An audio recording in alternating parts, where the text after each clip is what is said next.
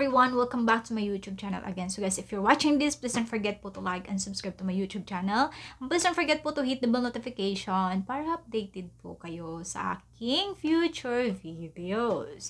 So guys, yung pag-uusapan po natin ngayon ay ano bang tawag nito? Most common questions. And ito po ay para po sa lahat. Para pag once po may nagtanong, ipipin ko na lang po yung video. And madali pong maintindihan kasi compare po pag mag-type pa ako.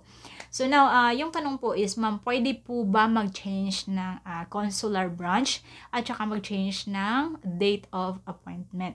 Yung sagot ko po ay no, hindi na po siya pwede mag-change ng consular branch at saka date of appointment, especially po kapag kayo ay nakapagbayad na. Pwede naman po kayo mag-change, but you are going to pay another appointment. So, at naiintindihan ko naman po kung bakit kayo nagtatanong ng ganyan.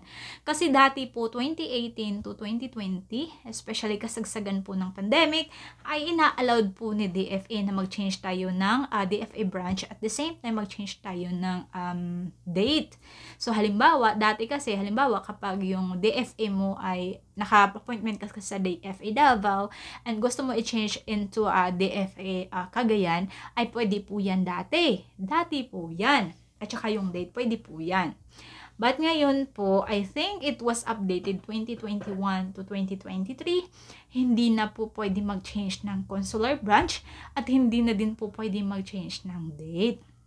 So, you're stuck. So, kung ano po yung, kung saan po kayo nakapag-appointment at kung anong date po yung appointment nyo, ay kailangan nyo pong mag-stick doon. So, wala na po kayong choice.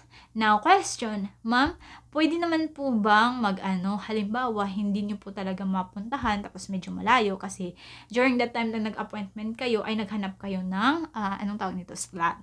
And yun lang yung slot na available doon sa branch na yun. And then ngayon, may available na slot sa branch na medyo malapit sa inyo. Pwede nyo naman po yung i-cancel yung old na appointment nyo. Tapos mag-set kayo ulit ng panibagong appointment. But, kung i-cancel niyo po si old appointment, ay mawawala na po yun. Hindi niyo na po yun mariretrieve. Be careful kapag nag-cancel kayo, tapos niyo na po nabayaran, ay hindi niyo na po yun mariretrieve. Cancel, it will automatically cancel na po.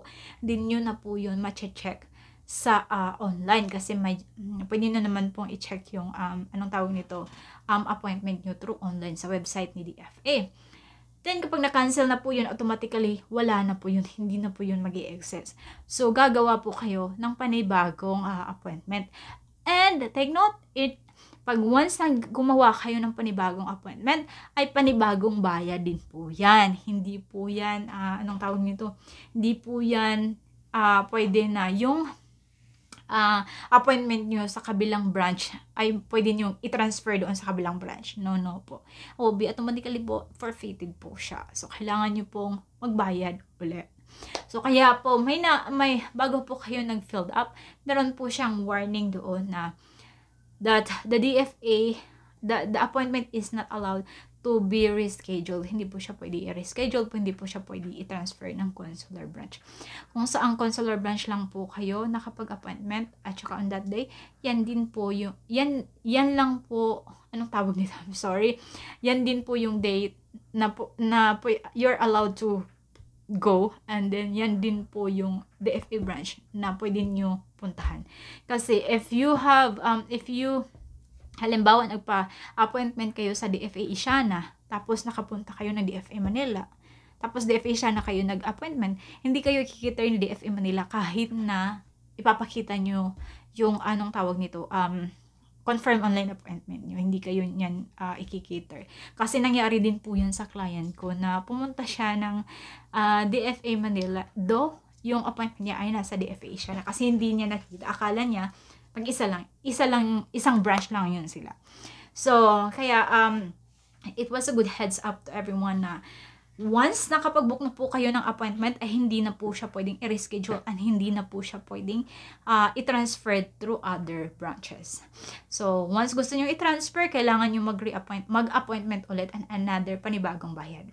Bago kayo makapag-appointment, ay kailangan nyo pong i-cancel yung existing appointment nyo kasi nasa system nyo po yung pangalan nyo. And then, pag once hindi nyo po siya makancel, ay hindi po kayo pwedeng makapag-book ng panibagong appointment. So that's it, guys, and if you have some questions, please leave your comment down below and I will try to answer as much as I can. Goodbye!